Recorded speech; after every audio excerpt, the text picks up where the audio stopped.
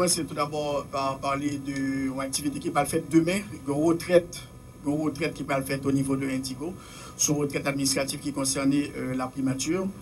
Et donc, il faut dire qu'à travers cette retraite, il sera question de rechercher et d'établir une même compréhension ainsi que la cohésion et l'harmonie entre tout secteur qui est dans primature, tout organe concentré au niveau de primature là. Donc peut-être ça, c'est le Premier ministre Evans Paul lui-même qui est présent pour capable de diriger peut-être ça qui va dérouler dans Indigo. Donc son retraite qui est quand même très importante. L'objectif, c'est fixer dans un premier temps chaque service dans leur mission et attribution et aussi de créer l'harmonie, la cohérence et la synergie nécessaires et au sein de la primature. L'autre objectif, c'est adopter dans un second temps les mécanismes de coopération et de gestion en vue de permettre à la primature d'exercer efficacement son rôle et de veiller donc aussi à l'action gouvernementale. Et l'autre point, c'est sensibiliser davantage chaque autorité compétente à tous les niveaux de la primature et à militer pour le respect des règles et des principes de base, de la bonne gouvernance et aussi de bonne gestion en Haïti. Donc, c'est le Premier ministre Evans Paul, donc c'est lui-même qui va diriger retraite ça demain au niveau de Indigo pendant 2 jours. Donc, tout service primature va déplacer, en tout cas, responsable là sous la direction du Premier ministre Evans Paul pour être capable de participer dans la retraite ça qui va dérouler dans Indigo. Alors, le dossier, on connaît qui va venir, c'est question de Gaza. Ça me dit, nous sait que le ministre des Finances, Wilson Lalo, je parle avec ma communication avec lui.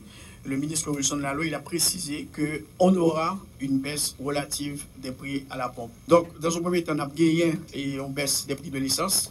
Chiffre là, mais pour qu'on gagne, et le gouvernement continue à travailler sur lui. Et puis, dans un deuxième temps, il va fixer le règlement. Donc, ça veut dire que si prix descend, nous allons gagner automatiquement sur le plan local. J'en ai fait depuis longtemps. Pour ce qui concerne l'éducation, nous connaissons que le ministre de l'Éducation nationale, Nesmi Maniga, il est actuellement en négociation avec les syndicats d'enseignants pour être capable de signer un accord.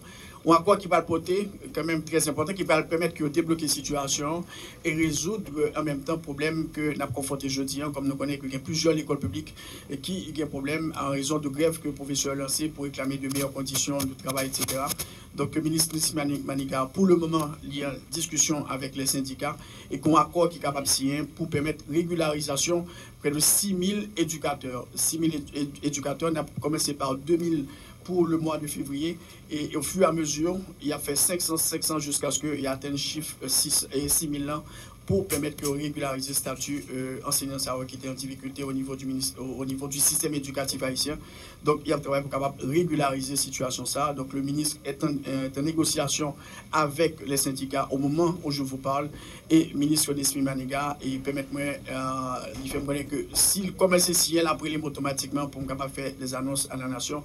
En tout cas, nous espérons, en tout cas, nous convier tous les syndicats pour capable signer à ça avec le ministère de l'Éducation nationale pour permettre que la reprise des cours dans les écoles publiques qui sont affectées par ce mouvement de grève et en même temps permettre que les élèves n'aient pas perdu l'année scolaire là, qui est quand même très important pour nous-mêmes. Pour ce qui concerne les élections, nous connaissons que l'élection c'est une vraiment priorité gouvernement en place là. Nous connaissons que gagner l'argent pour organiser l'élection, il faut gagner quoi. Et déjà, ça il est dans le fonds fiduciaire que le programme des Nations Unies a géré. L'État haïtien a déjà investi plus de 13 millions de dollars américains dans le cadre de fonds fiduciaires là pour permettre que l'élection soit capable de réaliser en Haïti. Il y a plusieurs autres pays qui promettent l'argent, il y a l'argent qui commence à décaisser, mais il y a l'autre argent qu'il y a obtenu pour être capable justement et aboutir à la réalisation de l'élection. Nous connaissons que toute mon fonction publique est due pour travailler de 8h à 4h. Mais pas de un cadre légal qui définit pour ça. Et dans le Conseil des ministres, une décision qui prend formelle côté, nous allons travailler de 8h à 4h. Donc, au niveau de l'administration publique, encore une fois, tout le monde qui travaille dans l'administration publique pour venir faire travailler normalement de 8h à 4h. Donc, son décision qui prend au Conseil des ministres. Donc, l'État fonctionne dans l'informel, donc il formalise, ça veut dire nous avons un cadre qui définit sur la question de travail dans l'administration publique de 8h à 4h. Merci, M. Dessoudjoumet, pour l'inviter dans le constat. Ministre Montagne de Bonnet, il y a un moment qui est souhaité gagner une solution de politique. Il y a un autre tour qui veut au moins gagner 2 élections. Je dis, est-ce que nous dit l'État haïtien est prêt pour réaliser 2 élections? Nous-mêmes, ce n'est pas nous qui allons décider si pas une seule élection, si pas deux élections en Haïti. Tout dépend de CEP. Nous-mêmes, ça nous garantit, c'est que nous allons créer toutes les conditions possibles, que ce soit sur le plan sécuritaire, sur le plan économique, pour nous permettre que l'élection arrive déroulée en Haïti.